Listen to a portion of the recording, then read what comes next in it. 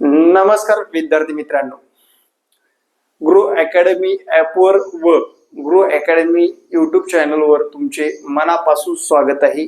आजच्या या व्हिडिओमध्ये विद्यार्थी मित्रांनो, प्रिफरन्सचा क्रम कसा निवडावा, बरेच विद्यार्थी कन्फ्यूज आहेत. 2022ला मी जेव्हा आमच्या घरच्या माणसाचे प्रिफरन्स निवडले आणि पहिल्या टप्प्यामध्ये थांबलो, पण दुसऱ्या टप्प्यामध्ये कशी निवड करून घेतली स्वतःची, आजच्या या व्हिडिओमध्ये पाहणार आहोत. या कलियुगामध्ये कुणाला नोकरी नको आहे, कोणता तरी युट्यूबर सांगतो मला 145 मार्क आहेत, मला काही नोकरीची गरज नाही, मी वेल सेटल आहे, घेणं देणं नाही मला कोणत्या गोष्टीचं, आणि 145 मार्क असणारा असं म्हणू शकतो, हे मला प्रश्नचिन्ह. काल एका विद्यार्थ्यानेच फोन केला होता, सर असं बोलतायत, याच्यात किती प्रामाणिक आहे. म्हणलं बघा लिस्ट मध्ये नाव काढा, हे करा ते करा, तुमचं तुम्ही बघा. म्हटलं त्या राजकारणात मला पडायचं नसतं, मी फक्त विद्यार्थ्यांना प्रामाणिकपणे सल्ला देण्याचं काम करतो. शेवटी विद्यार्थ्याचं एक वैयक्तिक धोरण असतं आणि विद्यार्थी त्या पद्धतीने प्रिफरन्स देण्यास तयार होत असतो. चला मित्रांनो बघू. सर्वात महत्वाचं म्हणजे हा टप्पा पहिला आहे आणि प्रिफरन्स देताना काय काळजी घेणं गरजेचं आहे. महिला वर्गांना सर्वात प्रथम आमच्या युट्यूबरचं ऐकण्याच्या ऐवजी आपले कुटुंबातील व्यक्ती काय डिस्कस करतायत याच्याकडे लक्ष द्यावं. म्हणजे आपल्या मिस्टरांशी डिस्कस करावं. वेल सेटल असतात, काही थोड्याफार प्रमाणात सेटल असतात आणि आपल्याला मिळालेले मार्क मॅटर करतात की आपण कोणत्या जिल्ह्यात प्रिफरन्स देणं गरजेचं आहे किंवा तो क्रम कसा ठेवला पाहिजे. मी सांगेन बघा, या ST SC OBC SCBC या विद्यार्थ्यांच्या बऱ्यापैकी चांगल्या जागा आलेल्या आहेत. या विद्यार्थ्यांच्या बऱ्यापैकी चांगल्या जागा आलेल्या आहेत. यांचे जर मार्क, यांना मार्क पण चांगले आहेत, ST सोडलं तर, या बाकी 3 कास्टचा जर विचार केला, यांचे 120 पर्यंतचे जे काही मार्क आहेत त्याच्या पुढल्या मार्क वाले अभियोग्यताधारकांनी स्वजिल्ह्यापासून चालू केलं तरी काही हरकत नाही. तुमचा स्वजिल्हा किंवा एखादा टफ जिल्हा आहे तिथूनही प्रिफरन्स द्यायला सुरुवात केली तर काही अडचण येणार नाही असं मला वाटतं. ज्या विद्यार्थ्याची मार्क 120 पेक्षा जास्त आहेत आणि ज्या विद्यार्थ्याचे कमी आहेत याच्यापेक्षा, या कास्टची जर विचारात घेतली याच्यापेक्षा कमी आहेत, प्रिफरन्स कुठंतरी 100 पेक्षा कमी आहे, बरोबर, 100 पेक्षा कमी आहे. त्याचा सिक्वेन्स ठेवत असताना विदाऊटला, बरं का, विदाऊटचं बोलतोय सध्या मी, विदाऊटचं बोलतोय, पुन्हा विथचं सांगणारच आहे, या कास्टचं सांगणार आहे, दुसऱ्या कास्ट, म्हणजे हे कट ऑफचं रेंज राहणार आहे. हे माझं वैयक्तिक मत आहे मित्रांनो. माझ्या अभ्यासानुसार, माझ्या गणनेनुसार, मागच्या 2022च्या शिक्षक भरतीच्या अभ्यासानुसार आणि आजच्या 30,000 पदसंख्येच्या बाबतीतल्या विषयानुसार मी काय सांगितलं, 120 पेक्षा जास्त मार्क असतील त्यांनी स्वजिल्हा किंवा टप जिल्हा, जे काही पुण्यासारखा जास्त लोक तिकडे मेरिट येण्याची शक्यता आहे किंवा जास्त लोक तिथले प्रिफरन्स देण्याची शक्यता आहे, ते निवडायला काही हरकत नाही, ज्यांचे मार्क 120 आहेत. आता राहिले 120 पेक्षा कमी मार्क असणाऱ्यांनी, या कास्टच्या लोकांनी काय करावे सर, तर तुम्ही थोडस बॅकला जावं. म्हणजे जास्त जागा आहेत त्या जागेकडून आपण सुरुवात करावी या कास्टच्या लोकांनी. कोण? SC ST OBC SCBC, कारण विद्यार्थी संख्या पण जास्त आहे आणि हे पण आहे. आता दुसरा मुद्दा, आपल्या कास्टच्या जागा जवळपास तुम्हाला समजलेलंच आहे, बरोबर. वर्गाच्या जागा आणि कास्टच्या जागा याचं विश्लेषण सांगतो आणि दुसरे इतर कास्टचं पण सांगतो, लक्षात घ्या. आता प्रेस नोटवर जातो मी. प्रेस नोटवर गेल्यानंतर तुम्हाला बऱ्याच गोष्टी क्लिअर होतील. या प्रेस नोटमध्ये आता विद्यार्थी मित्रांनो, जिल्हा परिषदच्या जागा आहेत, हे रखाना तर आपल्याला माहितच आहे. पुढला रखाना प्रेस नोट मध्येच दिलेला आहे. अरे झडपीच्या 14,000 म्हणजे 1 ते 5च्या किती जागा आहेत? 14,320 जागा आहेत. किती? म्हणजे 14,320 लोक तर सिलेक्ट होणारच आहेत. आता तुमचा ऑल टोटल मध्ये रँक काय आहे याचा विचार करा, बरं का. याचा विचार करून जे काही प्रिफरन्स आले ते द्यायचे आहेत. आता काही लोक दुसऱ्या टप्प्यासाठी ठाम बसलेले असतात की त्यांना जास्त हाय लेवलचे मार्क असतात. काही विद्यार्थी यातले फक्त मला पुण्यामध्येच राहायचे असे ठाम असतात, नसता मला इतर कोणत्याही ठिकाणी जाऊन जॉब करायचा नाही असे ठाम असतात. त्या विद्यार्थ्यांना तिथली जागा मिळवण्यासाठी तेवढे लेवलचे मार्क पण असतात, त्यामुळे तिथली मिळवतात पण ते. ठाम राहतात. काही लोक मला मार्क कमी आहेत पण विचार काय करतात, मला हे शहर सोडायचं नाही असा पण विचार करतात, कारण त्यांचे वेल सेटल मिस्टर असतात किंवा त्यांचा बिझनेस तिथे सेटल झालेला असतो, मुलं बाळ लहान असतात, हा पण विषय असतो.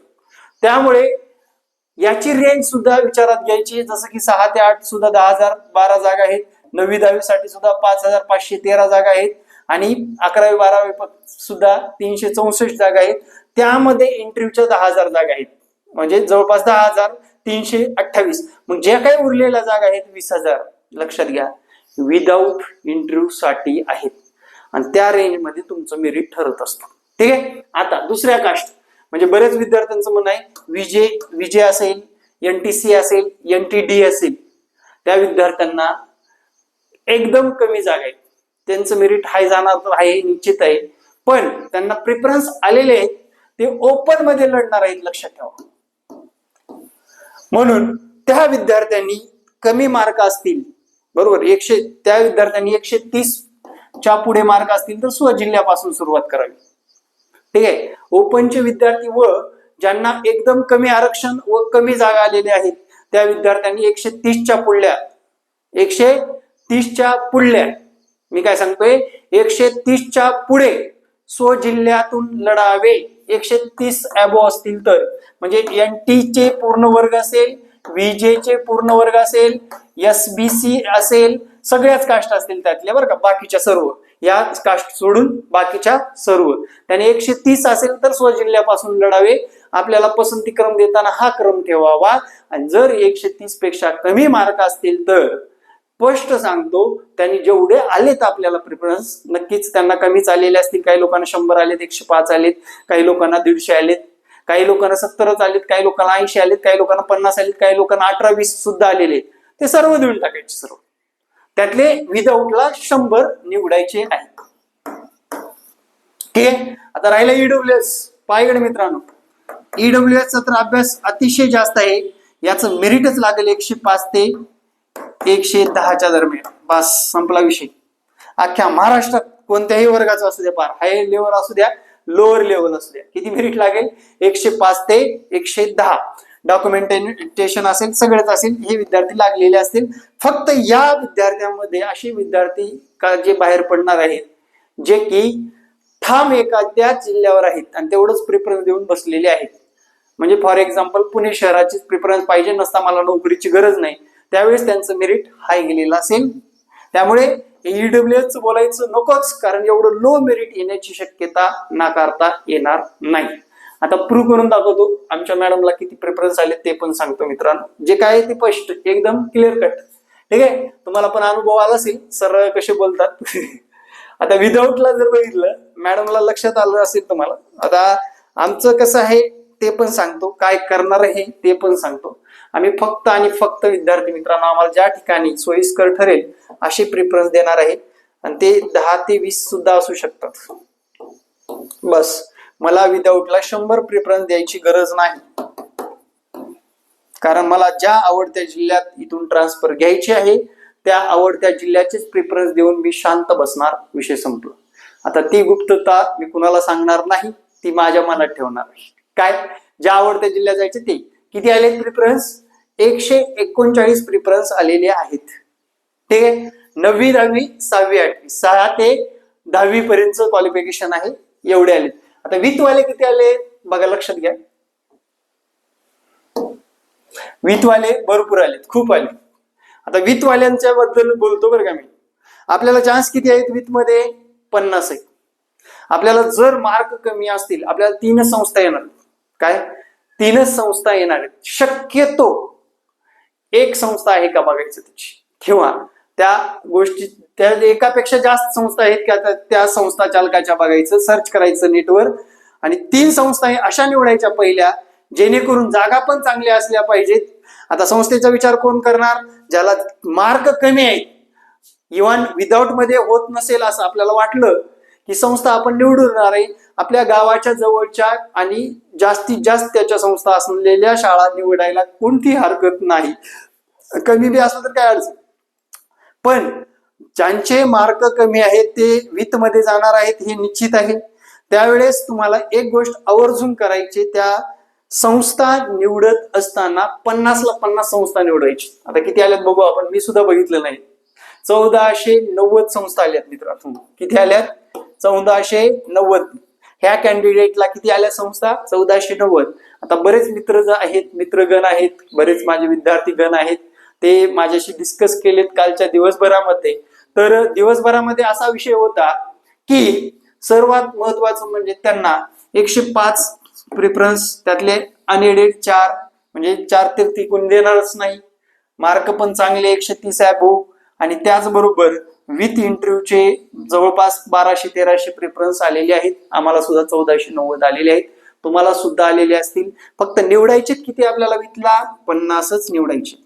50 मधल्या 3 संस्था येणार आहेत, लक्षात ठेवा. आणि त्याच बेटर संस्था कोणत्या आहेत, आपल्याला सोयीस्कर जॉब करण्यासाठी सोयीस्कर कोणत्या संस्था आहेत, याच्यावर आपण विचार करावा.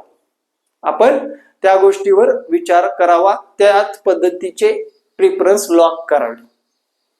स्पष्ट सुस्पष्ट शब्दामध्ये सांगितलेलं आहे. आता काही विद्यार्थ्याला विदाऊट मध्ये 10 संस्था येतात आणि विथ मध्ये 100 पेक्षा जास्त संस्था येतात. त्यावेळेस त्यांनी तिथे 50 निवडायचे आणि हे 10 पण निवडून टाकायचे सरळ सरळ. आता विषय काय, मुद्दा असा आहे, तुमचे 10 बी आले तरी तुमचं सिलेक्शन होऊ शकतं बरं का, असं नाही. कारण तुमचे जर लोक नसतील, कमी लोक असतील, तर तुमचं 10 मध्ये सुद्धा सिलेक्शन होऊ शकतं, असं नाही. जास्त प्रेफरन्स आले त्यांचं अनसक्सेसफुल पण होऊ शकतं. ते कसं की त्यांनी जाहिरात बघून, दुर्मिळ भागातल्या जागा बघून प्रिफरन्स निवडलेले नसतात, जवळच्या आणि चांगले शहर निवडलेले असतात.